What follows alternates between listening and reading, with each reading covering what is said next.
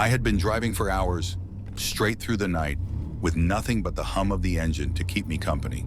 The glow of the headlights sliced through the darkness like a blade, the road stretching endlessly ahead. There's something about the quiet of the open highway, just you, the truck, and the constant rhythm of the wheels that pulls you into a kind of trance. A good kind of trance. It's like the world outside doesn't matter. It's just you and the road. But that night, something was different. I was driving my Freightliner Cascadia down Route 66, just past the little town of Gallup. The sky was pitch black, no moon to light the way. Only the occasional flicker of a distant street lamp, its yellow glow barely visible through the curtain of rain that had started falling. The windshield wipers kept up their relentless rhythm, clearing away the droplets as fast as they formed. I wasn't really thinking about much, just lost in the hum of the road, until I saw her. She was standing on the shoulder, her figure barely visible through the mist and rain, but I could see enough to know that something was off. She was, well, covered in blood. Her clothes, her face, her hands, everything. She looked desperate. There's no other word for it. Desperate. I slowed the truck, my foot hovering over the brake. The rain was coming down harder now, a thick sheet of water blurring everything. I pulled over, the tires grinding against the wet asphalt, and rolled down the window just enough to call out. "Hey!" She didn't answer at first. She just stood there looking at me. Her eyes were wide, frantic, like she hadn't seen anyone in a long time. Like she hadn't seen anything at all, but only what was right in front of her. And in that moment, I couldn't shake the feeling that I had no idea what I was getting myself into. But I wasn't going to leave her out there. Not in this storm, not covered in blood like that. I opened the door and stepped out, my boots splashing in the puddles. She flinched when I approached, like she was expecting me to hurt her or something. She took a step back, then hesitated. Are you okay?" I asked again, my voice softer this time, trying not to scare her more than she already was. She looked at me, eyes darting around, as if she was trying to decide something. Then with a shaky breath, she finally spoke, her voice barely above a whisper. "Don't ask questions," she said. Her words hit me like a punch to the gut, but I didn't move, didn't flinch. "I just want to help," I said. "Where are you trying to go? I can take you somewhere safe. A hospital, a police station, something?" But she didn't answer. She only looked at me, her eyes pleading, and then without another word, she climbed into the truck. She didn't even sit down in the passenger seat. She just kind of collapsed into the space beside me, like all the energy had been drained out of her. I could feel the tension in the air, the kind that hangs heavy in your chest. She was shaking, her hands trembling as she gripped the seatbelt, but she didn't speak, didn't move.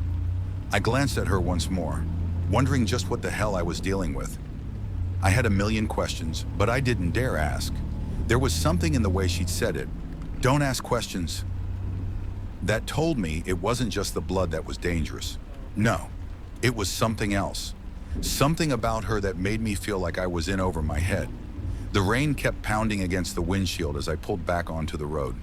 My headlights cut through the dark, but even with the truck's power and the steady hum of the engine, I couldn't shake the feeling that something, or someone, was following us.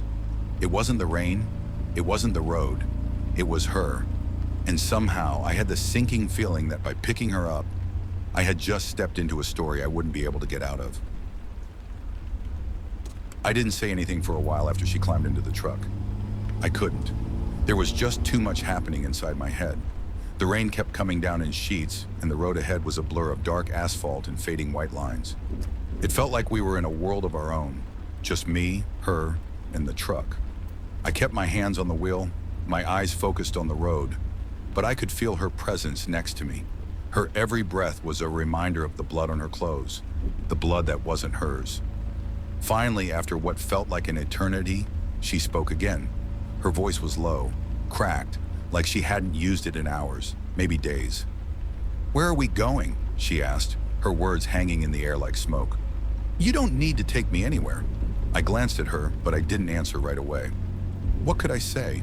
I wasn't exactly sure where I was going, let alone where she needed to go. Listen, I said after a moment, trying to keep my voice steady. You're covered in blood. I can take you to a hospital, or the police station if that's what you want. You look like you need help. She flinched when I mentioned the police. Her eyes darted to the side, looking out the window like she was calculating her next move, her hands still trembling. She had that look, that haunted look, like she knew something I didn't, and she wasn't sure if she should tell me. I don't want the police, she said, her tone urgent but still quiet. I just need to get out of here. I need to disappear. I felt a knot tighten in my stomach. The way she said it, disappear. It wasn't just a casual comment. It was like she'd been on the run for a long time. Like she wasn't just some random person who happened to be in the wrong place at the wrong time. Disappear, I repeated, trying to keep the confusion out of my voice. Where would you go? I don't know if that's something I can help with. She hesitated, and for a moment, I thought maybe she wouldn't answer. But then, in that same quiet, strained voice, she spoke again. There's a place, she said, somewhere, out there. I just need to get there, and I'll be safe. That's all I'm asking. I raised an eyebrow, trying to make sense of it all. A place? What kind of place? And why was she so adamant about not involving the police? It didn't add up. Look, I don't know what kind of trouble you're in, I said, trying to sound calm, though I could feel the tension building in my chest. But I can't just drive you around aimlessly. If someone's after you, we need to figure this out. Maybe we should call... No, she cut me off sharply, her voice a little more panicked now. I can't call anyone. You don't understand. If you do, they'll come after you too. I took my foot off the accelerator for a second, my mind racing. Who was she talking about? And why was she so sure that someone was after her? I felt a surge of frustration building up, but I kept my focus on the road, not wanting to lose control. I had to be careful here. She was obviously terrified, and the last thing I needed was to escalate whatever was happening. I'm not trying to get mixed up in your mess, I said slowly, trying to keep things in perspective. But I can't just leave you out here. If you need help, really need it, we need to go to the right people. I'm not asking you to explain everything, but you have to trust me on this. She didn't respond right away. Instead, she stared out the window, the rain tapping against the glass like a million tiny fingers trying to get in. The silence in the truck was heavy, almost suffocating. After what felt like an eternity, she finally spoke again, but this time her voice was quieter, more resigned. You won't believe me if I tell you, she said, her eyes still fixed on the darkness outside. But they'll find me. They'll find me no matter where I go. And when they do, they won't stop until I'm dead. Or worse. I could feel the weight of her words, the desperation in her voice. This wasn't just some random woman trying to avoid the cops. This was someone who was scared, terrified. Who? I asked, the words slipping out before I could stop myself.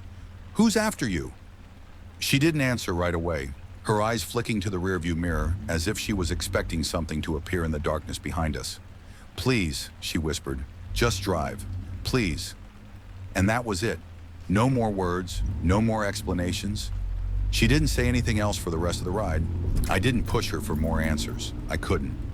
Something about the way she spoke, about the way she pleaded with me, told me that pushing her further could make things worse. I had to make a decision. I could keep driving. I could help her get to wherever she needed to go.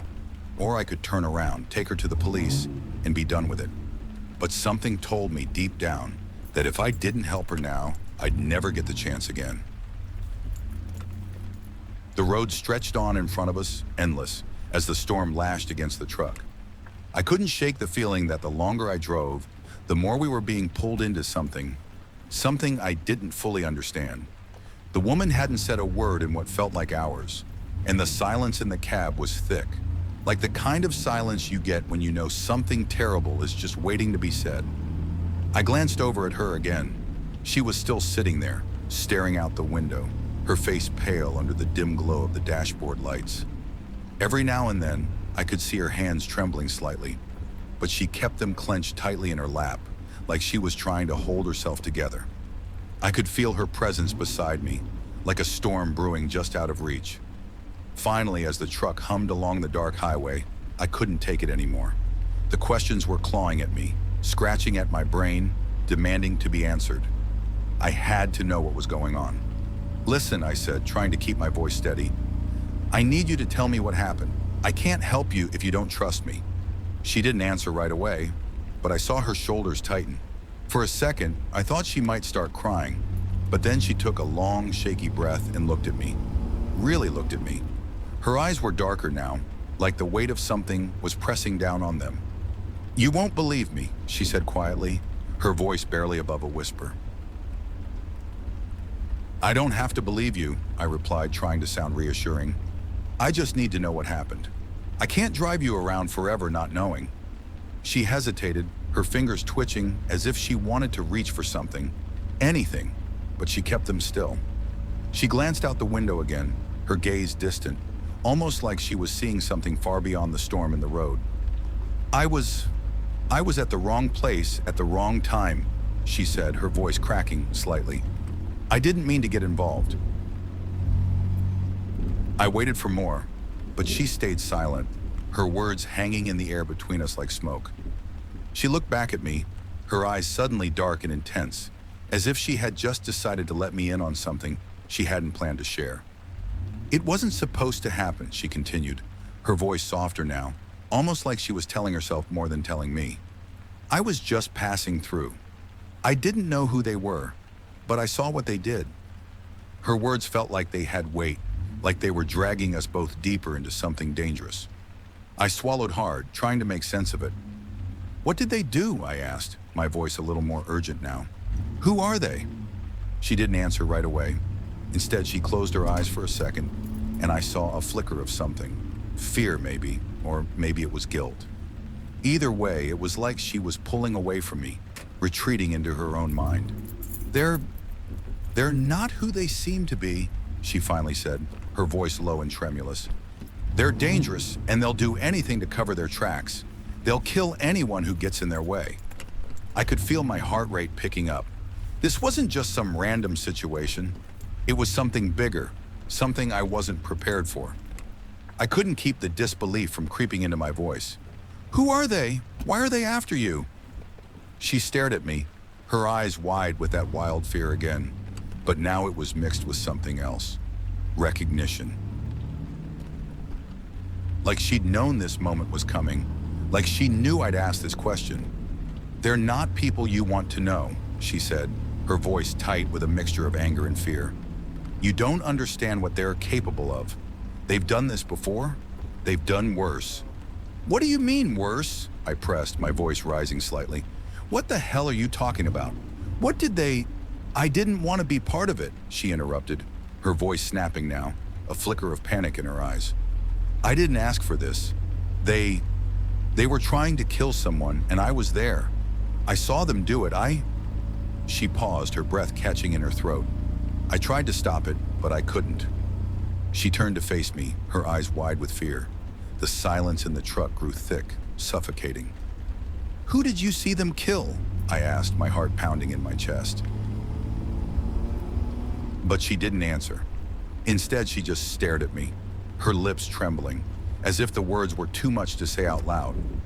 Her hands were shaking harder now, but she was trying to hold herself together. "I couldn't do anything," she whispered, her voice barely audible. "I just tried to help, but I couldn't stop it. They didn't care. They just kept going." I could feel the weight of her words crushing me. This wasn't some random attack. This was calculated, planned, and whatever it was big, bigger than either of us.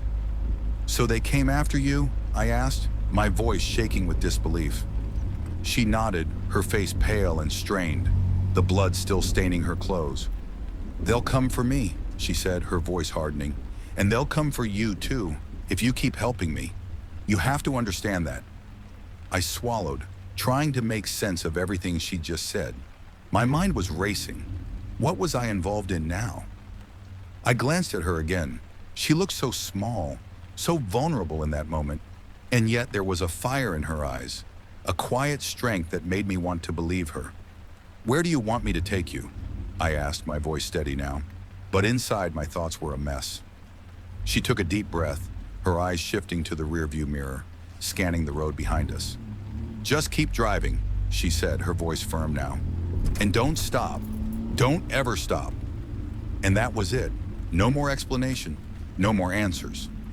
I turned my eyes back to the road, gripping the wheel tighter. The storm outside had picked up again, but it felt like the real storm was just beginning. I didn't know where we were going, or what I was really involved in. But one thing was certain. Whatever was happening, I couldn't just turn back now. The wind outside was howling, rattling the truck as the rain kept coming down in torrents. The headlights cut through the storm, but they seemed to barely make a dent in the blackness that surrounded us. It was like driving through a void, as if the road itself didn't even exist anymore, and we were just floating in a sea of rain and darkness. I kept my eyes on the road, hands tight on the wheel, but my mind was elsewhere. I couldn't stop thinking about what she'd said. Just keep driving. What was she running from? Who were these people that she was so terrified of? I glanced at her again, sitting there in the passenger seat. Her hands were still trembling, but her eyes were fixed forward, scanning the road behind us every few seconds with that same look of fear. She didn't seem to trust anyone anymore, not even me. It didn't help that the place she'd mentioned, the place she needed to get to, was just as vague and unsettling as everything else. "Where exactly are we going?" I asked, my voice low. I tried to keep the edge of frustration out of it, but it was hard. The longer we were on this road, the more questions piled up, and she wasn't giving me any answers. She didn't look at me. Instead, she kept staring out the windshield, her expression unreadable. "It's just a little further," she said quietly. "A small town. It's off the grid. They won't know where to look for me there." "A small town?" I repeated, my brow furrowing. "This is Route 66, lady." "There are no small towns around here, not for miles. What's really going on?" She didn't flinch at the mention of my doubt. She was a picture of calm now, like she'd closed herself off from everything around her. But I could still feel the tension in the air, thick and heavy. "Trust me," she said, her voice barely above a whisper. "This place, it's the only way I can stay hidden. They won't find me there, but we have to hurry." I didn't know what to believe anymore. Her words didn't make sense, and yet something told me I couldn't stop now. I could feel the weight of the decision hanging in the air. Whether I continued helping her or I turned her in, I couldn't change the fact that I was already in this mess, and there was no going back. The minutes stretched on, the steady rumble of the engine filling the silence between us. It was almost as if the storm outside was pushing us forward, making us move faster, urging us to reach wherever the hell this place was before it was too late. "Where exactly are we headed?" I pressed again, unable to shake the feeling that we were driving straight into something I wouldn't be able to escape from. "Give me something, please. I can't just keep driving blindly." She turned her head then, her eyes locking with mine for the first time in what felt like hours. For a split second, I saw something real behind those eyes. Fear, a kind of fear that went deeper than what she was saying. "They're already looking for me," she said softly, almost as if talking to herself. "I won't survive if they catch me. I won't survive if I stay in one place too long." I felt my stomach tighten at the words. Something about her voice, the sheer desperation, made me feel like I couldn't let her down. Even though I didn't understand, even though I didn't trust her completely, I knew that if I didn't keep going, I might never get another chance to do what I could to help her. "Who's after you, exactly?" I asked, my voice quiet now. She shook her head, her eyes growing distant again. "I told you. You wouldn't believe me." We passed through a few more small towns, but they were just blurry images in the rearview mirror, getting smaller and smaller as we kept driving further into the night. The truck's headlights illuminated the road ahead, but the feeling of being chased, of being watched, never left me. It was as if the darkness itself was closing in, wrapping us in a blanket of uncertainty. Finally, after what felt like an eternity of driving, the rain began to let up just a little. The storm still raged around us, but it wasn't as fierce as before. The tension in the cab seemed to lessen slightly, but not by much. "We're almost there," she said, her voice steady now. "Just a few more miles." The miles passed in silence. I tried to focus on the road, but I could feel the weight of her words pressing on my chest. She was hiding something, that much was obvious. But what? And why did I feel like I was being drawn deeper into her world with every mile? The truck's tires gripped the wet road, and I could see a faint light in the distance. It wasn't the kind of light you'd expect from a town. It was soft, almost as if it were from a single building, not a whole community. "That's it," she said, her voice sharp now, like she was relieved to finally see it. "That's the place." I followed her gaze, and there ahead, through the mist and the fading rain, I saw a small cluster of buildings. It looked almost abandoned, the kind of place people passed through but never really stayed. It was nothing like what I'd expected, a little town, a safe haven. Instead, it looked like a forgotten corner of the world. I slowed the truck as we approached, the gravel crunching beneath the tires. The place was dark, almost too dark, as if it had been untouched for years. There were no streetlights, no signs, just a few rundown buildings and a small, weather-beaten sign that I couldn't quite make out through the windshield. "Are you sure this is it?" I asked, my voice sounding smaller than I wanted it to. She nodded, her eyes never leaving the place. "It's the only place they won't find me," she said. I parked the truck in front of the first building, a small, decrepit-looking gas station that was barely standing. The doors were boarded up, and there were no signs of life. "This is it," she whispered again, almost to herself. "This is where it ends." I turned off the engine, the silence of the truck amplifying the unease that had settled over me. I didn't know what was going to happen next, but one thing was clear: this wasn't over. Whatever this place was, whatever had brought us here, I was in it now, and there was no turning back. I switched off the engine, and the silence that followed was deafening. The truck's hum faded into the night, leaving only the sound of rain tapping gently on the roof. The storm had passed, but the oppressive weight in the air remained, thick and suffocating. The place was still, too still. It was like we had arrived at a forgotten corner of the world, a place where nothing ever moved, not even time. The buildings around us were decaying, like they hadn't seen life in years. The lights in the windows were dim and flickering, barely visible through the storm's remnants. I glanced over at her, and her eyes were fixed on the small gas station, her expression unreadable. She hadn't moved since we'd stopped. She was still clutching her seatbelt, her knuckles white against the fabric. But there was something else there too, a nervous energy, like she was waiting for something. "What is this place?" I asked, my voice quieter now, trying to keep the edge of panic from creeping in. "This isn't what I expected." She didn't answer right away. Instead, she glanced out the window again, her eyes scanning the shadows, like she was waiting for something, or someone. "It's safe here," she finally said, her voice barely above a whisper. "For now." "For now," I repeated, unable to hide the suspicion in my voice. "What does that mean? I thought you said this place was the only one they wouldn't find you." She didn't meet my eyes. Instead, she stared out at the abandoned gas station, her gaze distant and cold. "I didn't say it was foolproof," she muttered, "but it's the best I could do." I felt a chill creep down my spine.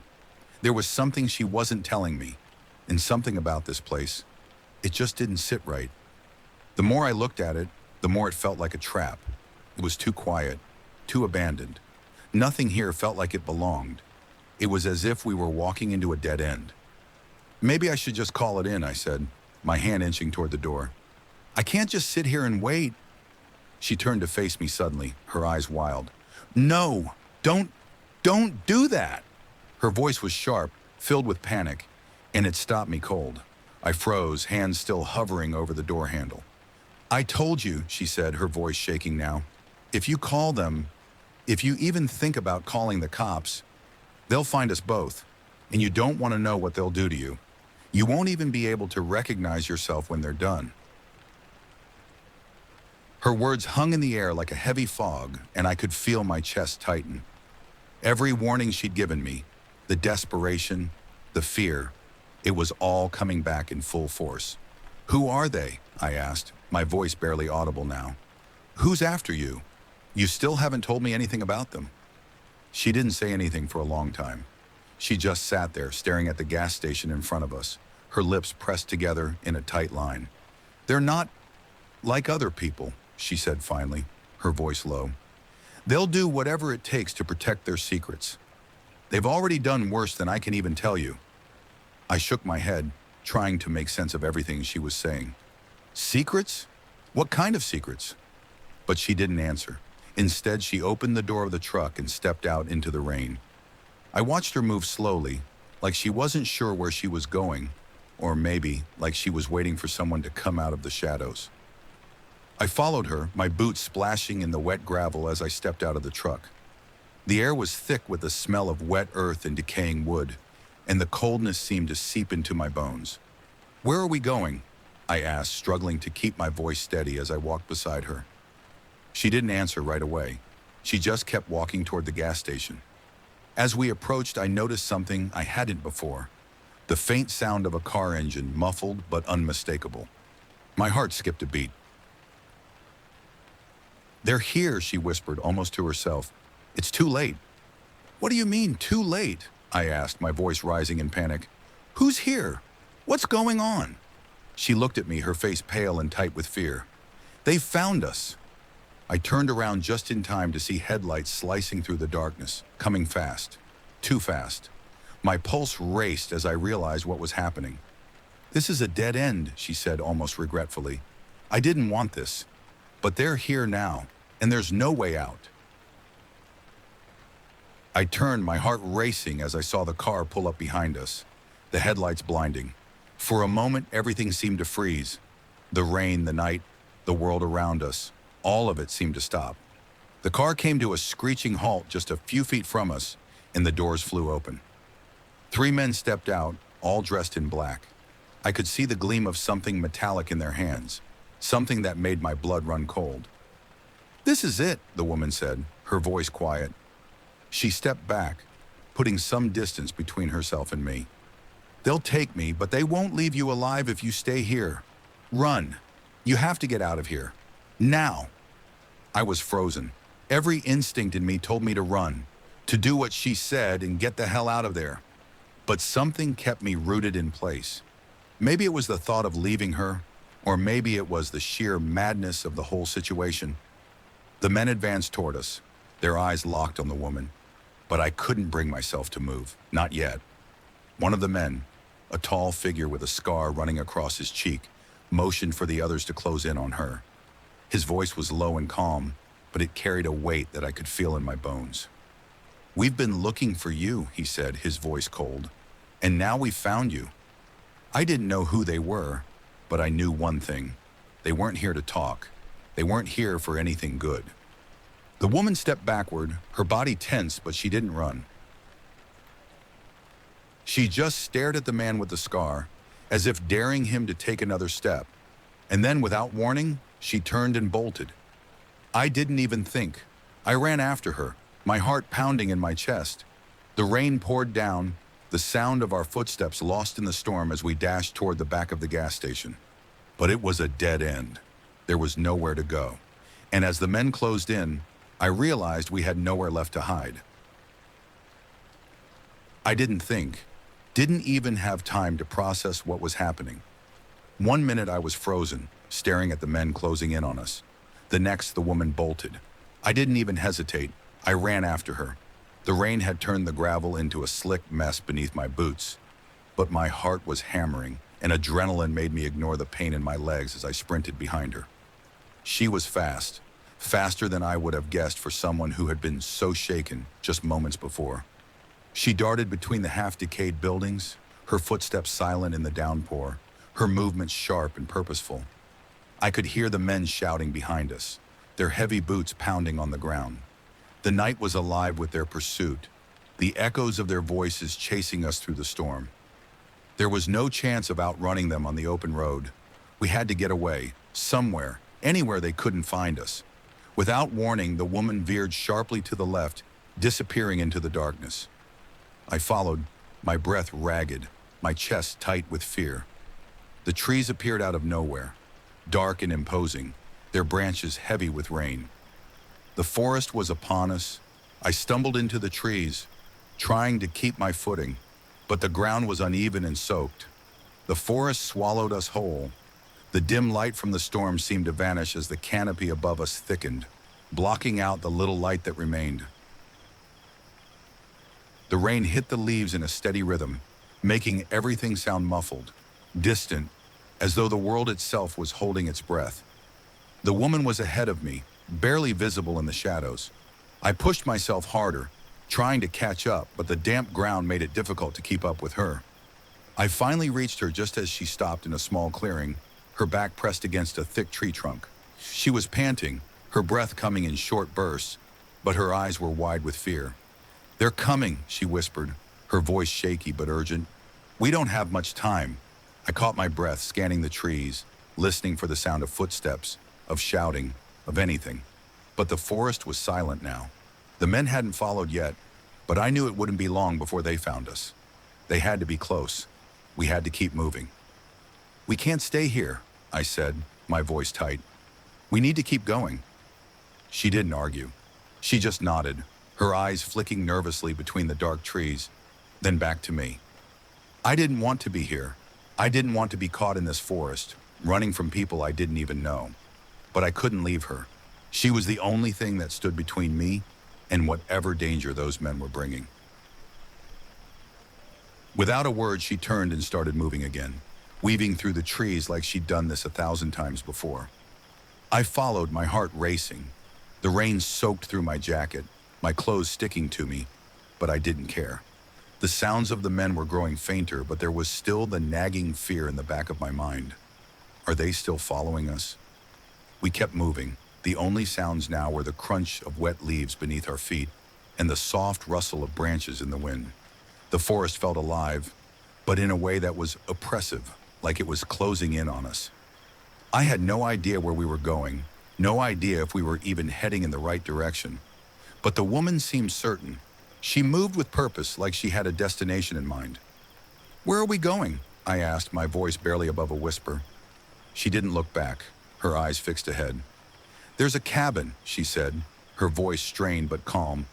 "It's hidden, deep in the forest. No one will find us there." I nodded, though I had no idea if I believed her. How could anyone find a cabin in a forest this dense? And why hadn't she gone there sooner? Why was she even with me in the first place? We moved faster now, the distance between us and the men growing. But I couldn't shake the feeling that they weren't too far behind. The forest felt like a maze, every turn looking the same, every shadow hiding something more sinister. It was a place where nothing could be trusted, where every noise seemed amplified in the stillness. As we pressed on, I started to notice something else. The air felt different here. There was a thickness to it, something in the humidity that made it hard to breathe. The smell of wet earth was overpowering, but there was something more. Something metallic, almost like blood. I couldn't place it, but the sensation grew stronger the deeper we went. My nerves were on edge, and I couldn't shake the feeling that something was wrong, very wrong. Suddenly she stopped again, her hands shooting out to stop me from going any further. She turned, her face pale in the dim light, and her eyes locked with mine. "Listen," she said, her voice low and urgent. "You need to understand something. They're not just after me. They'll kill anyone who gets in their way." I blinked, caught off guard by the weight of her words. "What do you mean? I'm just trying to help you," I said, the confusion in my voice growing. "I'm not part of this. You don't get it, do you?"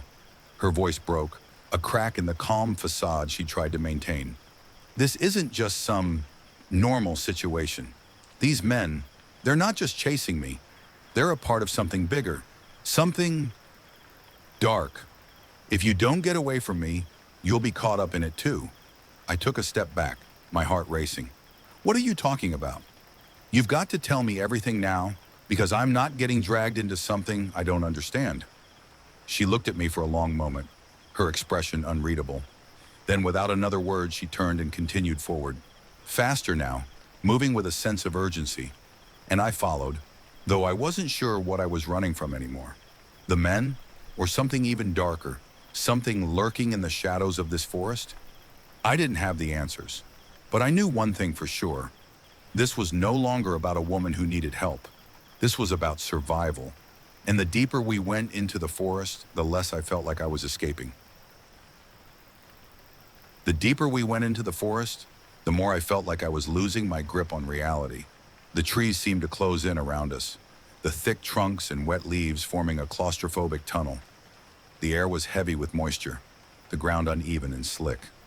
My every step felt like it was pulling me further into something I couldn't control, something I didn't understand. The woman was ahead of me, moving with purpose, but I could sense the weight she carried.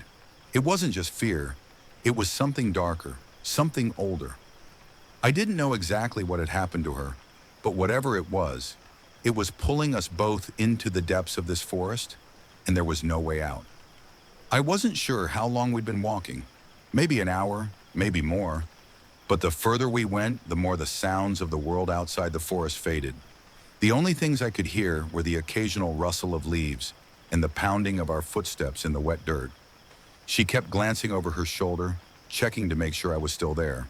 Her eyes were always moving, scanning the shadows, looking for something, or maybe trying to outrun something. Every now and then, I'd catch a glimpse of her face, tight with tension, and I knew. She was running from something more than just the men. Finally, after what felt like an eternity, she stopped. Her back was stiff, her shoulders drawn up as if she'd just heard something, something that made her freeze in place.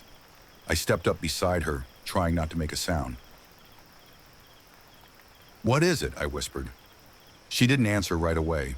She was staring into the distance, her face set, eyes locked on some unseen point beyond the trees. "We're close," she muttered, though her voice was strained. "We'll be safe once we reach the cabin, but we can't stop for too long." The words were meant to reassure me, but they didn't. They only made the air feel heavier, like we were headed toward an even darker place. I didn't trust her completely. How could I, after everything she had kept from me? But the longer I walked with her, the more I felt like something was pushing me to stay. Something was pulling me into her world, and I didn't know if I could ever leave it. I took a deep breath, ready to follow her again, but then she turned to face me. "Before we keep going," she said, her voice quiet, "there's something you need to know." I didn't answer, but I nodded, sensing the shift in her tone. It wasn't just fear anymore, it was something much deeper. "I wasn't always like this," she continued, her eyes flicking away from me, as if she couldn't bear to meet my gaze. "I wasn't always running." For the first time since I'd met her, she seemed vulnerable, like she was opening up a part of herself that she'd buried deep inside. I had no idea what she was going to say, but I knew it was important. "I used to have a life," she said, her voice barely above a whisper. "A normal life." I waited, but she didn't continue right away. Her eyes were lost in the distance, and I could see the memories flickering behind her eyes, the flash of something painful. I had a family, a house, a job, a future. It was all so ordinary. Her lips twisted bitterly, until they found me. I felt a shiver run down my spine, but I didn't interrupt. I needed to hear this, to understand what had happened to her. They came for me when I least expected it, just a knock at the door, and then everything changed. Her voice faltered for a moment, but she pushed on. "They told me they were from the government, said I had information that I didn't even know I had. They said I was special, important to them." I watched her closely, waiting for her to explain, but she paused, her chest rising and falling as she struggled to regain control of her emotions. "They weren't from the government, not really. They were part of a group, an organization that had been working in the shadows for years, pulling strings, controlling people. They didn't care about me. They just wanted to use me." Her hands trembled as she spoke, her fingers gripping the fabric of her jacket. I could see the rawness of her pain in the way she held herself. "I didn't know what they wanted. I didn't know who they were, not at first.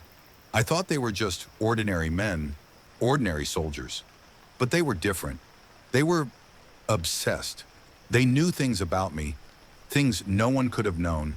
They wanted me to help them, to work with them. And when I refused, her voice trailed off and I could see the pain flash across her face. They tried to break me, she said, her voice flat now, as if the words didn't even hurt anymore. They took everything from me, my life, my family, my home. They made me a prisoner. I swallowed, my throat tight with the weight of her words. It was worse than I'd imagined, worse than I had even feared. But I got away, she continued, her voice gaining strength. I managed to escape. I don't know how. Maybe it was luck. Maybe it was just desperation.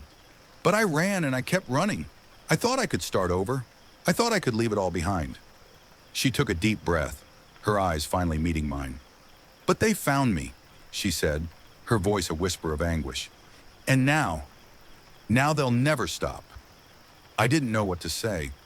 What could I say? The weight of her past, of everything she had lost, pressed down on me like a boulder. I could see now that this wasn't just a random encounter. This wasn't just a woman running from a group of dangerous men. This was her life, her nightmare, and now it had become mine too. They won't stop, she repeated more to herself than to me. And if they find us here, they'll take everything again, and worse. I didn't know what I could offer her, what I could offer myself, to make any of this better. But I knew one thing. I wasn't going to turn my back on her now. Not after everything she'd said. Let's keep going, I said, my voice steady even though my mind was spinning. We're almost there, right? She nodded, her face hardening again. The moment of vulnerability was gone, replaced by the same determination I'd seen when she first asked me to help her. She turned toward the forest once more, her eyes scanning the darkness ahead. Stay close, she warned, her voice low. It's not over yet. And as I followed her deeper into the woods, I couldn't shake the feeling that whatever was coming, whatever dark secret she was carrying, it was about to catch up with us, and there would be no way out. The forest had grown darker as we moved deeper into it. The trees seemed to twist around us, their gnarled branches reaching out like hands, pulling us in. The further we went, the more the air felt thick, like the very forest was alive, watching us, judging us. And the woman, she wasn't slowing down. Every step she took was measured, calculated, like she had walked this path before. But I couldn't shake the feeling that the path we were on wasn't leading us to safety. As we moved through the underbrush, the woman's words from earlier echoed in my mind. They won't stop. Her face, hard and cold, had shown no sign of the vulnerability she let slip earlier. The woman I had spoken to in that moment of weakness was gone. Now she was just focused on survival. I couldn't help but feel like I was a pawn in a game I didn't understand. A few hours ago, I was just another truck driver, minding my own business, and now I was here, deep in a forest, running from men I hadn't even seen. All because I had picked up a woman covered in blood, a woman who now felt like she was the key to everything that was happening. Tell me everything, I said, my voice rough, almost pleading. I need to know what's going on. What did they do to you? Who are they? She stopped walking then, a sharp motion that caught me off guard. I almost bumped into her as she turned to face me. There was a flash of something in her eyes, a flicker of hesitation, but then it was gone, replaced by that same determined look. They're not just after me, she said, her voice steady now, almost emotionless. They're after something much bigger than me. What do you mean? I asked, stepping closer, my pulse quickening. What could be bigger than this? You're running for your life, and you expect me to just stand here and listen to you talk about some bigger picture? She narrowed her eyes at me, her jaw tight. This isn't just about me, she repeated. It never was. I'm just a small piece in a much bigger puzzle. They've been hunting me down for years because I know things I never asked to know. But they won't stop until they get what they want. Who are they? I pressed, taking a step forward, my voice rising. You said they were government, but they're not. Who are these people? For the first time, her eyes softened, just for a moment. She seemed to consider whether or not she should answer me. But then she shook her head, as if shaking off the hesitation. They call themselves the Collective, she said, the words slow, deliberate. They're not a government agency, not exactly. They're something much older, much more secretive. They've existed for decades, operating in the shadows. They're made up of people who believe in controlling information, who believe that the power of knowledge is the only thing that can keep the world in balance. I stared at her, trying to make sense of the words, but it felt like she was speaking another language. What do you mean, controlling information? What kind of information? She took a deep breath, her face clouded with memories she clearly didn't want to revisit. The kind of information that can change the world, she said softly. The kind that can give someone control over entire populations, over economies, over governments. I didn't say anything. My mind was racing, trying to piece this together, but none of it made sense. How could one group, a secretive group, have so much power? And why was she the one they were chasing? What did she know that was so important? Why you? I asked finally. Why are they after you? What makes you so special? She looked away, her eyes locking onto something in the distance. A flicker of pain crossed her face before she composed herself again. They found out I knew too much, she said, her voice barely above a whisper.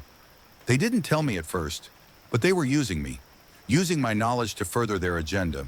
And when I refused to cooperate, when I tried to leave, that's when everything changed. What kind of knowledge? I asked, my voice tight. What did you learn? She took another long breath, her eyes meeting mine. I was an analyst working for a contractor, working on projects I had no idea were even connected. They were using me to interpret data, make decisions based on information that didn't add up.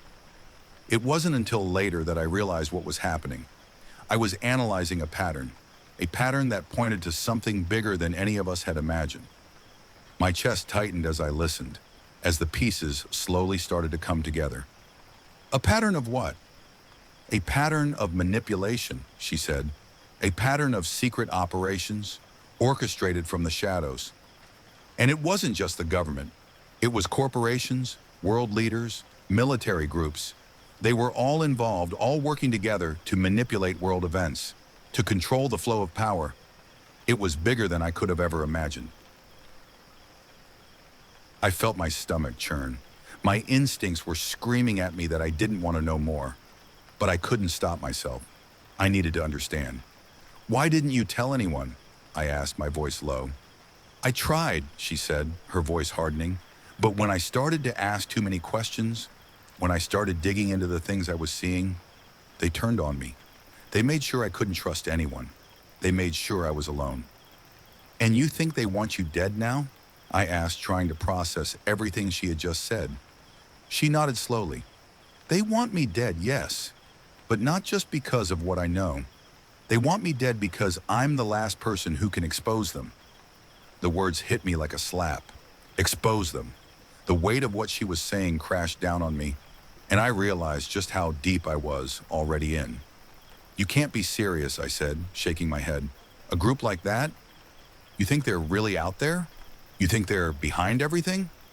They're behind more than you know, she said, her voice almost too calm. And now they're coming for you too. I took a step back, my head spinning. You're dragging me into this. I didn't ask for any of this. Her eyes softened then, almost regretful, but the hard edge was still there. I didn't ask for it either, but it's too late. You've already made your choice, and now you have to live with it. The reality of everything she had said hit me like a ton of bricks. This wasn't just a random encounter. This wasn't just a woman in trouble. This was a conspiracy, something bigger than both of us. And now we were both caught in it. What happens now? I asked, my voice shaking despite myself. We keep running, she said, turning away and heading deeper into the woods. We keep running until we're out of reach, because if they catch us, it's over. And with that, she disappeared into the trees, leaving me no choice but to follow.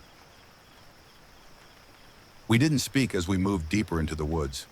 The only sounds now were the relentless pounding of the rain on the canopy above us and the occasional crack of a branch underfoot. The air was thick and heavy, the scent of wet earth sharp in my nostrils. But it was the tension that hung in the air, like a storm cloud that made it almost impossible to breathe. She was ahead of me, her movement still fast, calculated. I could see the back of her, silhouetted against the dark trees, but she didn't look back, didn't say a word. And that silence, it was unnerving. It wasn't the kind of silence you find in the calm after a storm. It was the kind of silence that tells you something is coming, something terrible, and there's no stopping it. I stumbled to keep up, the wet ground slipping under my boots. My breath was coming in ragged bursts, but I couldn't slow down. Not now. We were too deep in it, and the sounds of pursuit were growing louder with every step. It was them. I could hear their voices, their shouts, coming closer, too close. I looked over my shoulder, but I couldn't see them yet. It was dark, the trees dense, but the adrenaline was enough to make the hairs on the back of my neck stand up. She must have heard them too. Without warning, she stopped, her body tensed, like a predator pausing in the shadows before the hunt. I almost ran into her as she held up a hand. "Stop," she whispered, her voice tight, her eyes scanning the darkness around us. "They're close." I nodded, trying to steady my breath, my pulse thumping in my ears. She was right. I could hear the men now, voices cutting through the stillness. Low and angry, but growing louder, the sound of boots crunching through the wet underbrush. They were coming for us, and this time, there was no more running. She crouched down, moving like a shadow, her body low to the ground.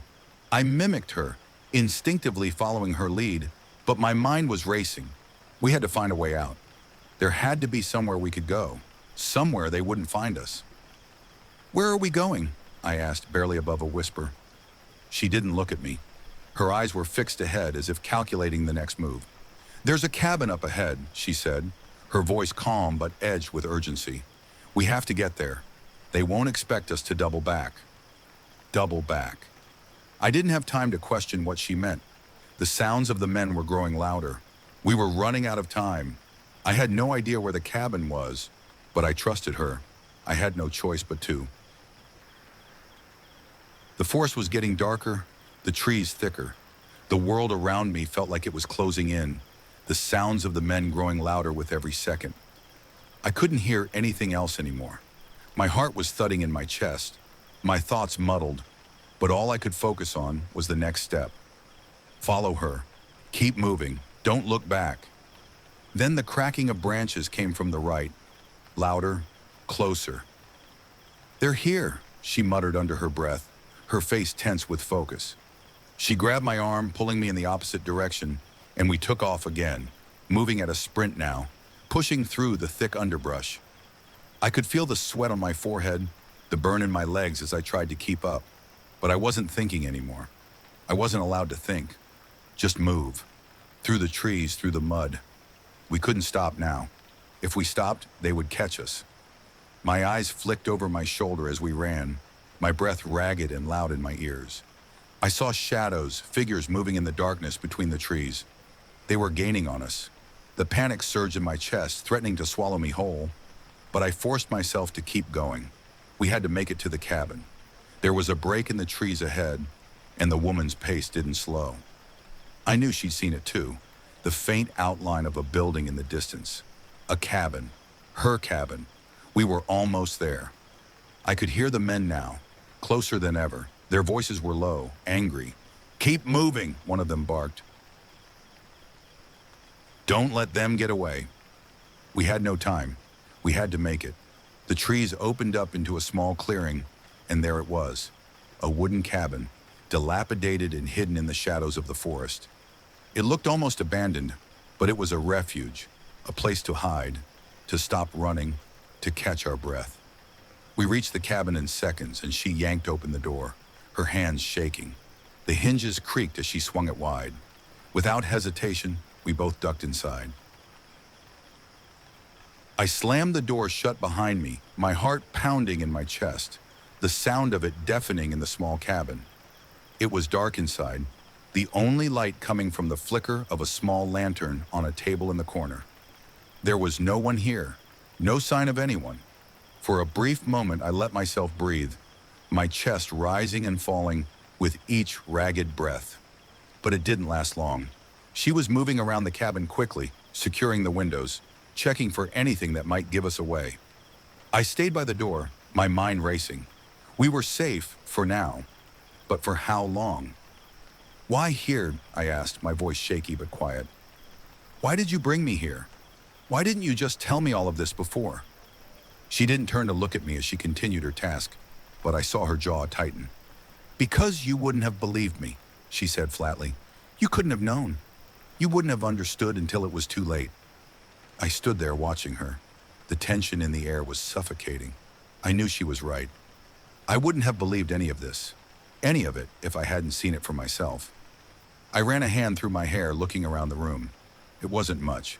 An old wooden cabin filled with dust and cobwebs, but it was a safe place for now. A temporary refuge in the middle of this nightmare. I could hear the men outside now, their voices muffled but still close. They'll find us, I said, my voice low, almost resigned. She turned to look at me, her face hard but determined. Not if we can stay ahead of them. We'll have to wait it out. We'll rest here, but we can't stay long. And then, in the silence of the cabin, I heard the first knock. A single, sharp sound. The unmistakable sound of a hand on the door. And I knew. They were here. The knock at the door echoed through the cabin like a death sentence. I froze. My heart was a drumbeat in my chest, pounding so loudly I thought it would give me away. The woman, she didn't flinch. She didn't even breathe for a moment. She stood there, her back to the door, eyes fixed on the cracked window where shadows moved outside. The knock came again, a little louder this time, and I felt the panic surge, rising like a tidal wave. I had no idea what we were running from. I had no idea who these men were. But what I did know was that whatever it was going to catch us, sooner or later. The fear in her eyes when she had spoken about them earlier, it wasn't the kind of fear you could fake. I had seen that kind of terror in people before, in places where the stakes were too high for anything else. She turned to me then, and I could see the urgency in her expression, the sharp edge of desperation. You need to leave. Now! My breath hitched. What? What do you mean leave? She was moving now, grabbing her bag from the small table by the wall, throwing it over her shoulder with quick, practiced movements. The door knocked again, harder this time, as though the men outside knew we were inside, knew we were trapped.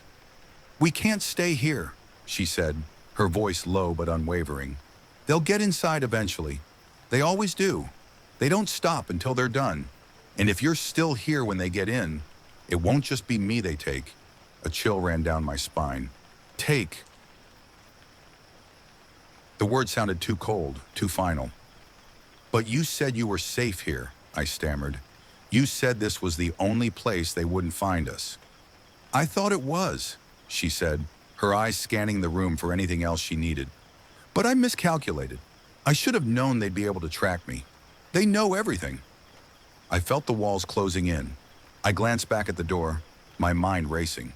The men were getting closer. There was no doubt about that. And if we stayed here, they'd eventually break down the door. The old wood wouldn't hold up against their force. You need to leave, she repeated, her voice firm now. She grabbed my arm, her grip tight, pulling me toward the back door of the cabin. Now! I shook my head, confused. Wait, I don't know what's going on. You're asking me to run, but I have no idea where we're going or what's happening. I can't just... Yes, you can, she cut me off, her tone fierce but with an undercurrent of desperation. You don't have a choice anymore. You're already in this. You're already involved. My mind was spinning. I could feel my body trembling with the weight of it all. The uncertainty, the fear, the absolute chaos of the situation. How can you say that? How can you just tell me to leave when you're the one they're after? I felt the words slip out before I could stop them. You said they'd kill anyone who got in their way. What about me? What if I stay here? What happens to me? She turned her back to me, and for a moment I saw something raw and human, flash across her face. She was fighting herself, struggling with something much bigger than just getting away from the men outside. Staying here won't change anything, she said quietly, her voice breaking slightly. They'll find me. They'll find us. And I won't be able to protect you. I stared at her, my throat tight. The weight of her words landed hard, like a slap across my face. She was right. Staying here, staying with her, meant staying in danger. Both of us trapped, with no way out. But leaving? That meant walking away from the only person who had a clue about what was really going on. It meant walking away from a nightmare I didn't even understand. I took a step back, my mind screaming at me to make a decision, but I couldn't. The decision, her decision, felt like it was being made for me, and that scared me even more than the men outside. You can't just expect me to run without knowing what this is about, I said, my voice low, barely more than a whisper. I can't just leave. I need to understand what's going on. Who are they? Who are you? Why are you running? Her eyes flickered with something, pain, regret. I couldn't tell. She closed her eyes for a moment, and when she opened them again, I saw the full weight of her exhaustion. She was running, not just from them, but from the truth that had shattered her life and now was threatening to destroy mine too. I can't explain it all, she said quietly. It's too much. I've been running for so long that I don't know how to stop. But you have to decide what's more important to you, staying safe or staying with me. I felt my throat tighten again. There it was, the choice. My eyes darted to the door where the shadows moved again, and I heard the unmistakable sound of footsteps outside, coming closer. I'm not asking you to save me, she continued, her voice breaking now. But if you stay with me, there's no turning back. I stood there, my mind racing, my heart thumping in my chest. The decision was right in front of me, clear as day. And yet it was the hardest choice I had ever had to make. I looked at her, and I saw everything, the pain, the fear, the guilt, the determination. She was right. If I stayed, I'd be walking into a world I couldn't understand. But if I left, I'd never know the truth. I'd never understand what had driven her to this point. The knock at the door came again, louder now. The men were outside, and they wouldn't wait for long. I took a deep breath, my eyes locking onto hers.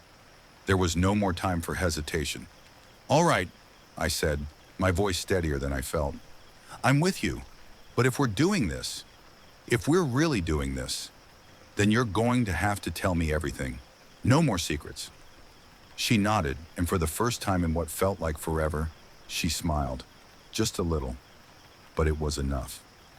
Let's go, she said, turning toward the back door.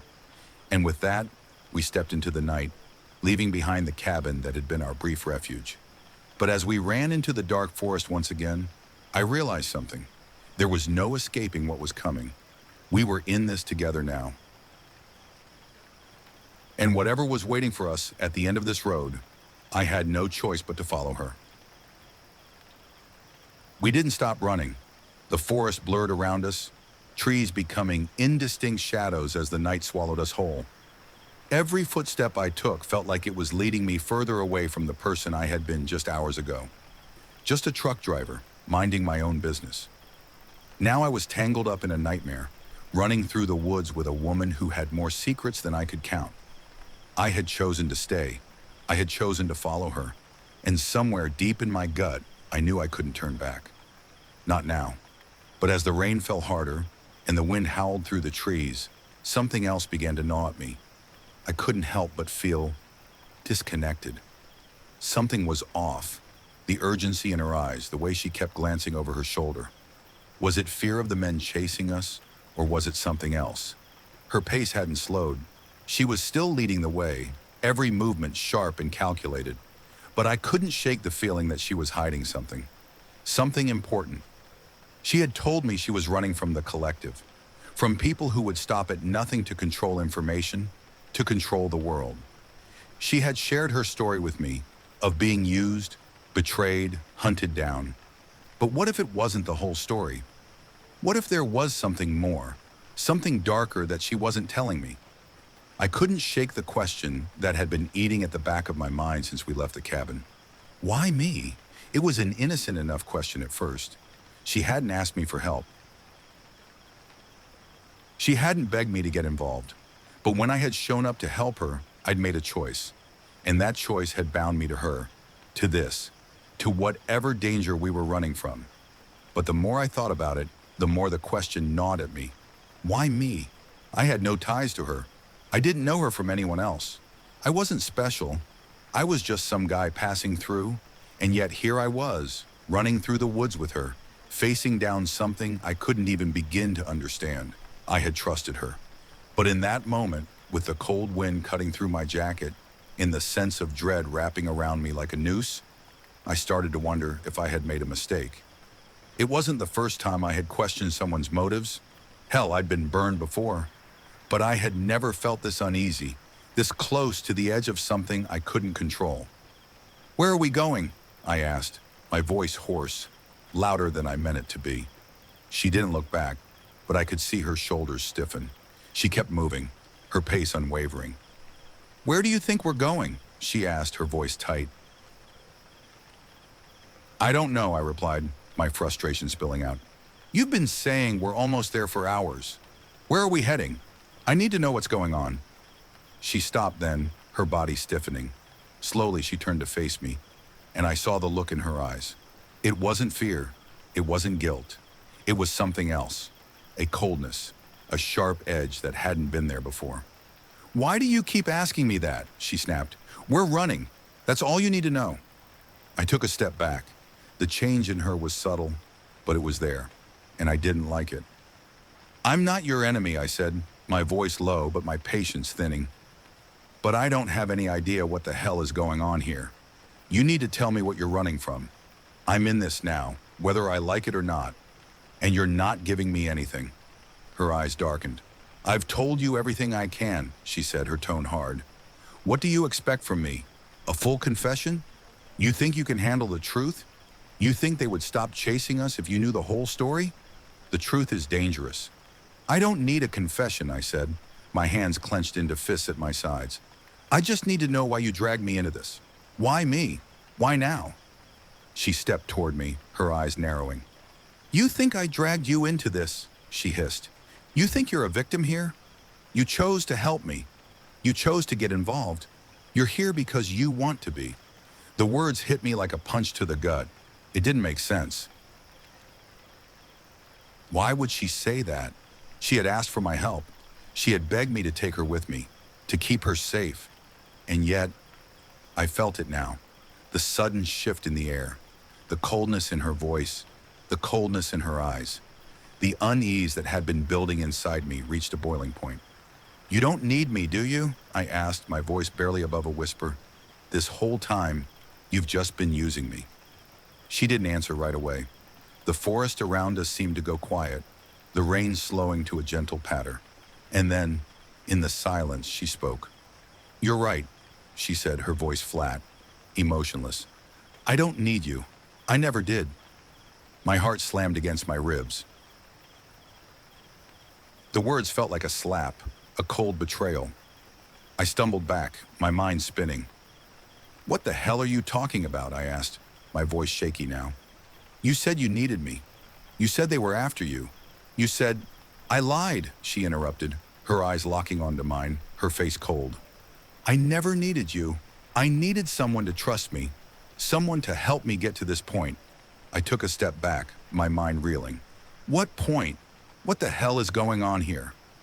The woman didn't say anything for a moment, her eyes darkening, her breath even. Then slowly she reached into her jacket pocket and pulled out a small device, a communicator, like something out of a spy movie. It was small, black, and sleek. I stared at it, my mind struggling to catch up.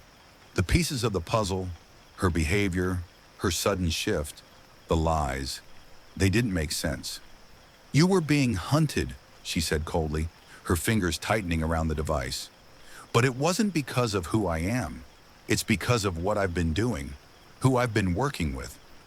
My stomach twisted. You were never running from them," I whispered, the realization hitting me like a freight train. "You are them." Her lips curled into a thin, cold smile. "It's too late to back out now," she said. "We've already come this far, and now you're part of it too." The betrayal hit me like a physical blow. Everything that I thought I knew about her, about this entire mess, was a lie. And now I was caught in the web, trapped. The men weren't just hunting her, they were hunting me too, and there was no way out. The air was thick with anger, thick with the sound of my own blood pulsing in my ears. I stood there in the middle of the forest, the woman in front of me, her face hard as stone.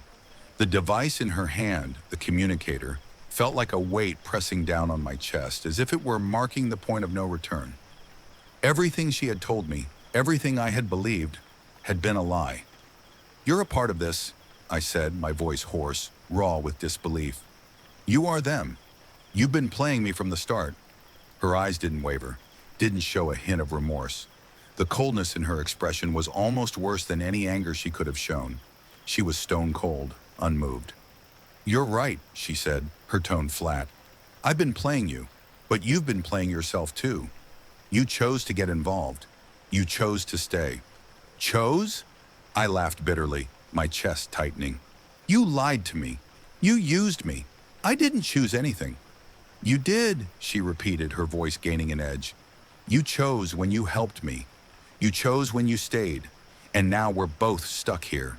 You because you're tangled in this mess, and me because I need you. I always have." I shook my head, the betrayal still churning in my stomach like acid. "You used me as a pawn, just like they used you. You're nothing but a part of their game. I'm nothing but a pawn in your little game." She stepped closer, her eyes locking with mine. I could feel the fire in her stare, but there was something else there too, something that didn't make sense. It wasn't just anger or defiance, it was something deeper, darker. "You don't get it," she said, her voice almost a whisper. "You never understood what you were getting into. But now that you're here, now that you've seen everything, you can't just walk away." "You lied to me," I said again, my voice rising. "You told me we were running for our lives, that I was helping you, but it was all a setup, wasn't it?" She didn't flinch at the accusation. Instead, she smirked, like she was playing a game I couldn't possibly understand. "In the end, it's all about survival. You think I'm the only one who's been used by them? You think I'm the only one who's been pushed to the edge?" She took a step back, folding her arms. "You think you're the only one who's been hurt by this?"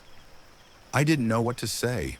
Her words were starting to sink in, and they stung more than I wanted to admit. But I wasn't about to let her manipulate me anymore. I took a step forward, my fist clenched. "What do you want from me? You've already betrayed me. You've already dragged me into this mess. What the hell is the point of all this?" The woman finally exhaled, the tension in her body visibly easing just a little.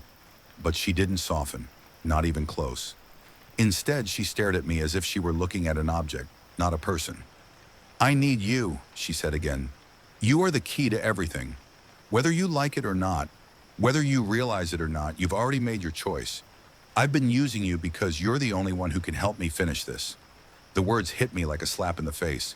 "Finish what?" I asked, my voice low, dangerously calm.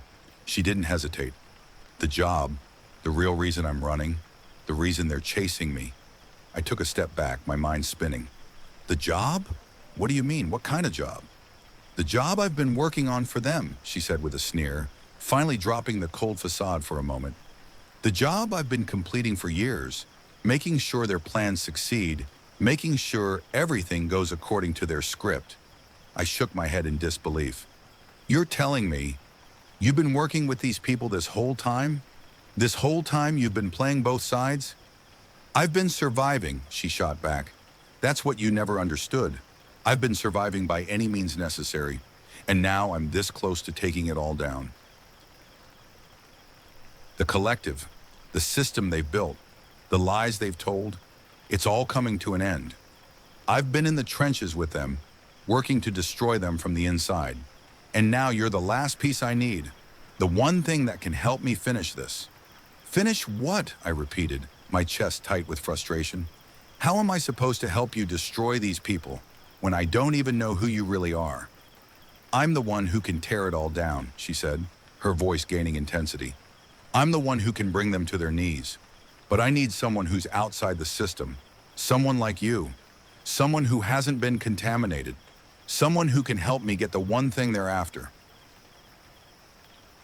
I was starting to see the pieces come together, but it didn't make sense. You're using me, I said, the words finally landing in my brain. You're using me to get to whatever it is they want. You don't care about me. You never did. You just needed me for this last job. Her face twisted into something close to contempt. You don't understand. You never did. Her eyes darkened, and for the first time, I saw the ruthlessness she had been hiding all along.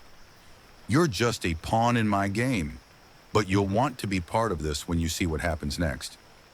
I didn't know if I could trust anything she said anymore, but what I did know was that whatever she was planning, it was far beyond anything I had signed up for. I stood there chest heaving, trying to process everything, but the words wouldn't come. We don't have time for this, she said abruptly, her eyes flicking to the distance. They're coming. They'll be here soon. If you're going to help me, then stop standing there and make a decision. My mind raced. Help her? Help them? I had no idea who I was helping anymore, or what this entire situation even was. But the one thing I knew was that if I walked away now, it would all come to an end. My life, her life, the lives of anyone involved. And I didn't know what was worse, staying in the middle of this chaos or walking away and leaving the mess behind. I took a deep breath, pushing aside the fear, the anger, the confusion. The answer wasn't clear, but I was in it now. There was no way out. I stepped forward and she didn't move, but I could feel the tension in the air between us, as sharp as a knife. I'm in, I said, my voice steady, though everything inside me screamed to walk away. But don't make me regret this. For the first time, a flicker of something, satisfaction maybe, passed over her face. Good, she said. Let's finish this. And with that, we both stepped into the unknown, knowing that whatever happened next, there was no turning back. The silence that had settled over the forest was suffocating. The only sounds now were the harsh, ragged breaths coming from both of us, the soft rustling of leaves underfoot, and the distant crack of twigs breaking as our pursuers grew closer. The rain had stopped, but the night had grown colder, and the air felt like it was pressing down on us. We had no time. They're here, she whispered, her eyes scanning the darkened trees. We have to move, now. I nodded, adrenaline surging in my veins, drowning out the doubt, the fear. There was no more room for second thoughts, no more time to question everything that had happened up to this point. I didn't know who she was anymore, or if I could even trust her, but right now I had no choice. We were in this together. The woods were thick with shadows, the moon barely visible behind the clouds. It was the perfect cover, but also the perfect trap. The fog had rolled in with the storm, wrapping the trees in a blanket of mist. Visibility was low, but that didn't stop the feeling of being watched. It didn't stop the pounding in my chest, the fear crawling up my spine. Which way? I asked, my voice tight. As I stood close to her, her hand shot out, grabbing my wrist. This way, she said urgently, pointing through the trees. Keep up, don't fall behind. I followed her without question, my feet moving on instinct, as we dodged branches and pushed through the underbrush. The path was narrow, winding and difficult to navigate, but we didn't slow down. I could hear their voices now, louder than ever. The men, the ones chasing us, had to be close. Too close. We couldn't outrun them. There was no escape if we just kept running. What's the plan? I hissed, breathless as we pushed forward. Where are we going? She didn't answer immediately, her eyes flicking to the rear as we turned sharply. We'll cut through to the ridge, she said, her voice sharp, focused. If we can get to the high ground, we can lose them in the trees. But we have to move fast. The ridge. I didn't know what the hell she meant by that, but it didn't matter. I didn't question it. We had no time. The sound of branches snapping underfoot grew louder. They were right behind us now. Every step I took, I felt the hairs on the back of my neck stand up. This was it. They were closing in, and I knew that if we didn't reach the ridge soon, we wouldn't make it. I pushed forward, my legs burning from the strain, but I didn't dare slow down. The woman was ahead, but I could feel her pulling away from me. She was fast, too fast. And even though she had been leading this whole time, even though she had been the one in control, something felt different now. She wasn't just running from the men anymore. She was running from something else, something I couldn't see. The sound of footsteps grew louder, and I caught a flash of movement in the corner of my eye. The men were close, too close. "We're almost there," she said suddenly, her voice tight with urgency. We reached the ridge, and for the briefest of moments, I thought we had made it. I could see the trees thinning ahead, a break in the forest that led to an open area, a small clearing. But that moment of hope was short-lived. From the shadows of the trees behind us, 3 figures appeared. The men. They stepped into the clearing, their figures outlined by the weak moonlight. I froze. They had found us. One of them, tall with a scar running down his cheek, was holding a rifle. The other 2 were armed with pistols. They didn't say anything at first. They didn't need to. "You're not going anywhere," the man with the scar said, his voice cold, calculating. He raised his rifle, his eyes locked on the woman. I could feel the panic rising in my chest. They had us cornered. There was no way out. I wasn't even sure if the woman had a plan anymore. She didn't back down. Her eyes locked with his, defiant, but I saw something in her eyes that made my stomach churn. Fear. But she wasn't going to show it. Not yet. "Drop your weapons," she said evenly, her voice low, steady, like she wasn't the one backed into a corner, like she had control. The man with the scar didn't even blink. "You're in no position to make demand," he said. His finger hovered over the trigger. I took a step forward, but the woman stopped me with a quick, sharp motion. "No," she said, "stay back. I've got this." I didn't understand. I didn't know what she was planning, but I didn't argue. There was no time. And then, without warning, she spun around, grabbing a rock from the ground and throwing it with deadly precision. It hit one of the men in the head, and he staggered back in surprise. The sound was loud, and in the instant he was distracted, she dove for the rifle, knocking it out of his hands. It all happened too fast. The men reacted too slowly. She pulled the rifle from the ground and aimed it at the one who had been closest to us. I stood there wide-eyed, my pulse racing as the woman took control. But I knew the second I saw it, that wasn't part of her plan. The man with the scar was already reaching for his sidearm. "No!" I shouted, but it was too late. The woman pulled the trigger. It was loud, deafening, and everything seemed to freeze. The man fell to the ground with a thud. The others froze in shock. I stared at her, my chest tight. The woman had just killed him. There was no hesitation, no mercy. And in that moment I realized, this wasn't just about survival. This was war. The remaining 2 men turned and started to run. They didn't know where to go, but they weren't about to stick around. But the woman, she didn't hesitate. She didn't look back. She was already moving toward the next step, already thinking 5 moves ahead. I didn't know what was coming next, but I knew this. We had made it out of that situation, and there was no going back, not now. We ran fast, deep into the forest, our footsteps echoing through the trees as the sound of pursuit faded behind us. But even in the thick of our escape, I couldn't shake the feeling that the woman wasn't just running for her life.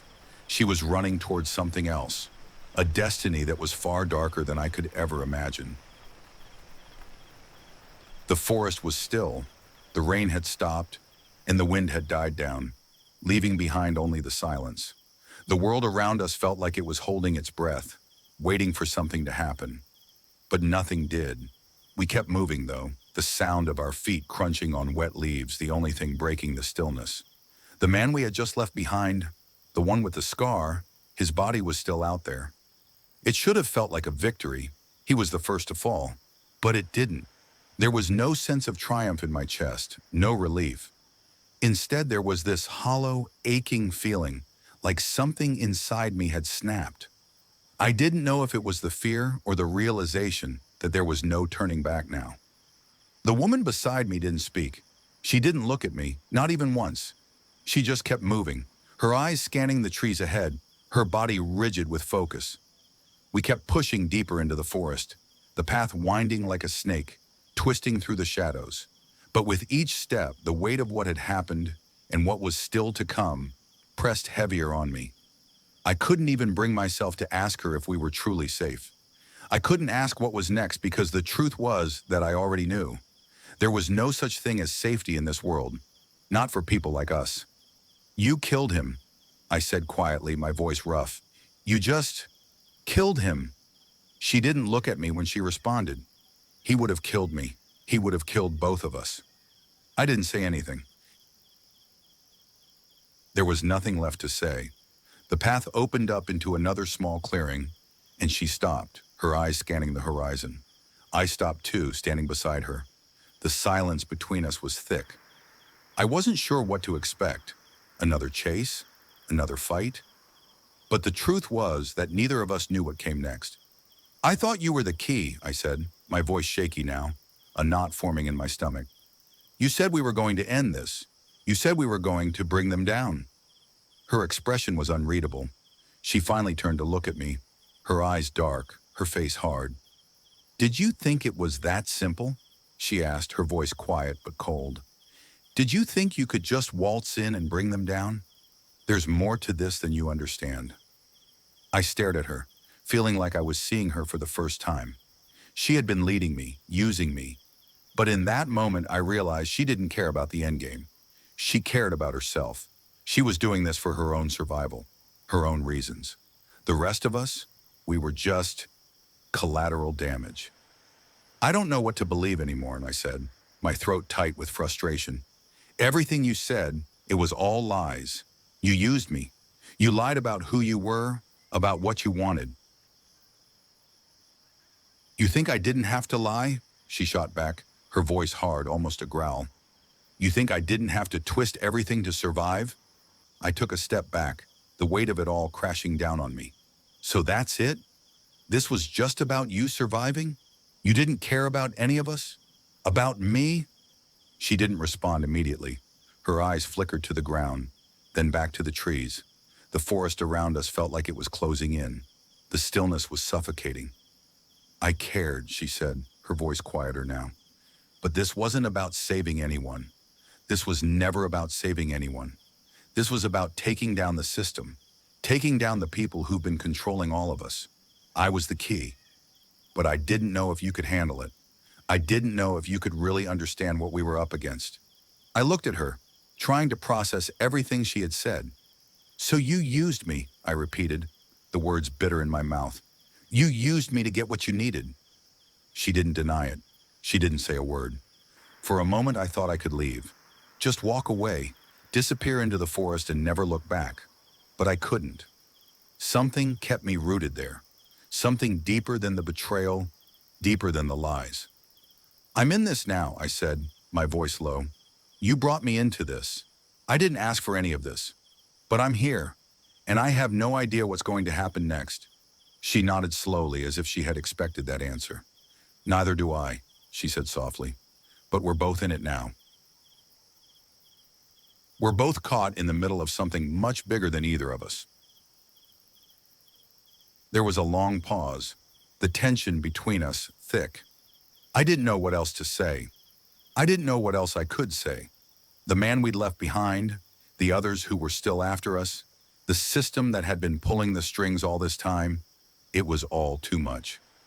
I never wanted this, I said, more to myself than to her. I never wanted to be part of something this big. She looked at me, her eyes softening just a little. None of us did, she said quietly, but you can't unsee it. You can't unknow it. This isn't something you can walk away from. We've both crossed the line, and now we're both in this fight, whether we like it or not. I felt a wave of exhaustion wash over me. It wasn't just physical, though my legs ached and my chest was still tight from running, but mental. The burden of everything we had faced, everything that was still coming, felt like it was crushing me. Then what now? I asked, looking at her, my voice raw. She didn't answer right away. Instead, she turned back toward the trees, her eyes scanning the dark horizon. We keep moving, she said finally. We don't stop, not until it's over. But I knew, deep down, it wouldn't be over. Not until we had taken down whatever system had been controlling us. Not until the truth had been exposed for everyone to see. And no matter what came next, I couldn't walk away. We were in this together, and there was no turning back.